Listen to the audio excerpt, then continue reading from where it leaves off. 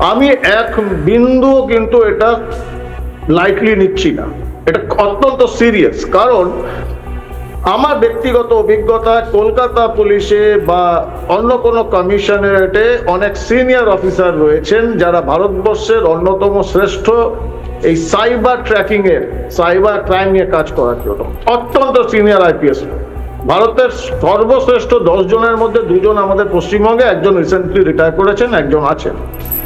এই যে যেগুলো ওরা ইউজ করেছে, এটাকে দেখো এরকম হয়, I2P বলে হয়। I2P হচ্ছে বেসিক্যালি ইনভিজিবল ইন্টারনেট প্রজেক্ট, এবং এখানে কতগুলো এই ডার্ক ওয়েব যেটা বলো তোমরা, সেখানে কতগুলো অ্যাপ রয়েছে। তার মধ্যে একটা টর, এই টরটা ইউজ হয় যেটাকে আমরা বলি আমাদের ভাষায় onion রাউটারিং।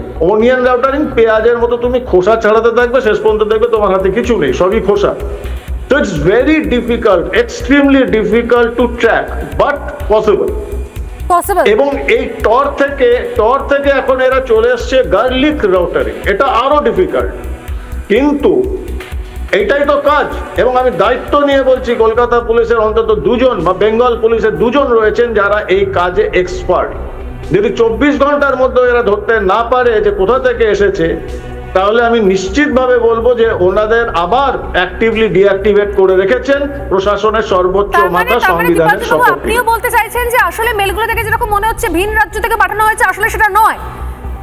Absolutely not, absolutely not. আমি দাওয়া করে বলছি। মানে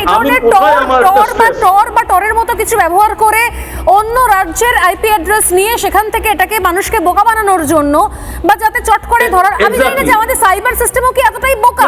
তারা যদি বোকা বানায়, তাহলে আমাদের সাইবার সিস্টেম কি এতটা বোকা, তারা ধরতে পারবে না জিনিসগুলো? না না না না, ওই তো বললাম, দেখো এটা যদি 24 ঘন্টার মধ্যে ধরতে না পারে, তখন কিন্তু আমি আঙ্গুল তুলতে বাধ্য হব দলদাস পুলিশকে যে ওদের অ্যাক্টিভলি ডিঅ্যাক্টিভেট করে রেখেছে। আমার টেনশন অন্য জায়গায়। এই I2P বা এ টর বা গার্লিক রাউটারিং, এরা কিন্তু ইউজ করে শুধুমাত্র 2টো অর্গানাইজেশন, হামাস এবং আইসিস। ইভেন লস্করে তৈবা জয়েশ করে না।